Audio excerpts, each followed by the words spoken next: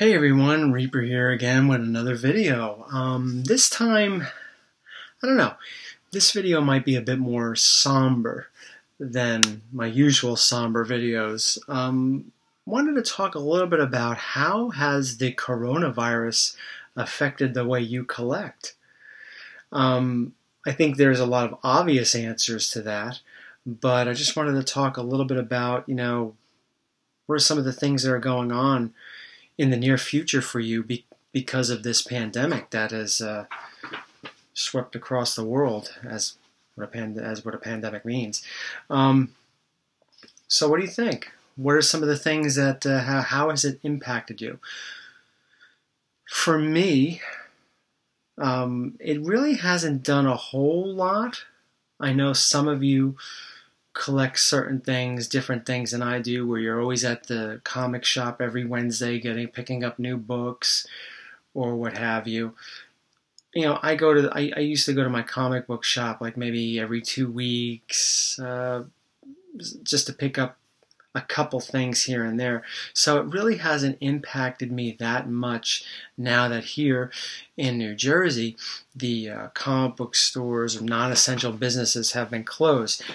Now, I think what a lot of people are doing, at least in I can only speak for what's going on in my state when it comes to comic book shops, there's curbside pickup. I think on certain days, new comic book day, if you have books, you can go to the comic book shop and the owner will come out and give you your books and do the transaction and what have you. I know my guy does that, and I know a couple other people here in this state do it as well. Do they do it in your state? But for me, it's not really something that, he knows me. I'll just pick up my stuff whenever this is over, and I'll just buy it all out, then and there. But I really don't collect that much. I get a couple little things here and there, not too much. So it really hasn't affected me that much in that sense. What about when it comes to cons? Obviously, cons are being delayed or being canceled. That may not mean much to some people. But to others who like to go to these cons or may have booked themselves going to certain cons, I don't know which, may have already prepaid tickets for certain cons already, it's a big problem. I mean, I don't know, as of right now, the recording of this is the beginning of April. I've heard that the virus, or at least the spread of it, might peak in a couple of weeks. Who knows? There's really no way to tell how bad it's going to get or whatever. But I am feeling positive about some of the treatments that have been coming out, and more will continue to come out. But who knows? This may be here to stay with us for who knows how long. But anyway, because of that, a lot of cons. I know the local here in Jersey, we have one guy. His name's John Paul, who runs a monthly con. He's been doing so since the early 90s. Well, not going to be able to do it now until this blows over. So a lot of people like to go to those local cons, and they go religiously every month just to even socialize and pick up a couple things here and there, maybe even sell a couple of things. The vendors are involved in this too, right? And that can really affect some little extra income or socializing. I mean, everything's affected socializing when it comes to this thing, social distancing and whatnot. But I don't really go to the cons, so it's not really something like, again, it's not really a big deal for me as it would be for some of you. Now, my wife works at a hospital where she has, a few weeks ago, they had maybe 1 or 2 COVID patients come in. Now the entire unit has COVID patients. Okay. And the stories that I could tell you about some of these patients, most of them are just quite, normal patient stories, but some of them, they know they have something that's infectious, yet they won't let that stop them from getting out of bed and trying to go socialize or walk out of the room when they're not supposed to. It's really, really crazy. And the actual gear that she has to wear and the measures that she has to take to make sure she doesn't get something like this is pretty frightening. She told me this one story. It goes to show how scary it can be.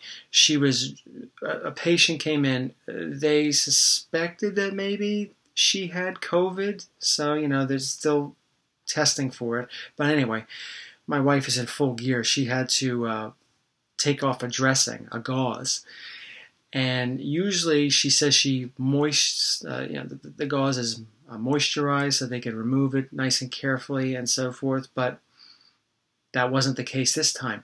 And when it was removed, blood just like blew out and splattered all over my wife's, not in our face. She was wearing protective shielding. Her hair's all covered and all that stuff. But something like that, now it turned out that the person did not have COVID, thankfully. But those are just little things that, happen in the hospital that could just, you never know.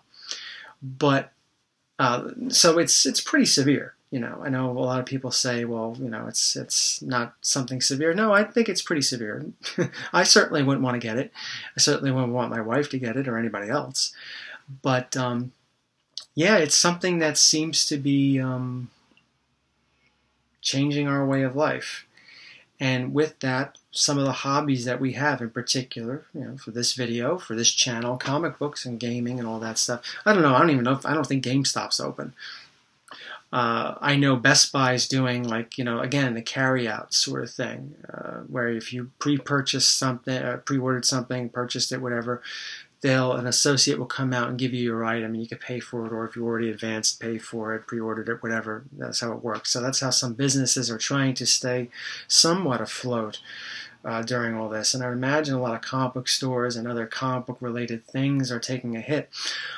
As for when it comes to cons, I'm not really big into cons as much. I would go to the New York Con, as you know, and sometimes I would used to go to the East Coast Con and the Garden State Con long before the COVID virus came to New Jersey, or before it was anything on anyone's mind.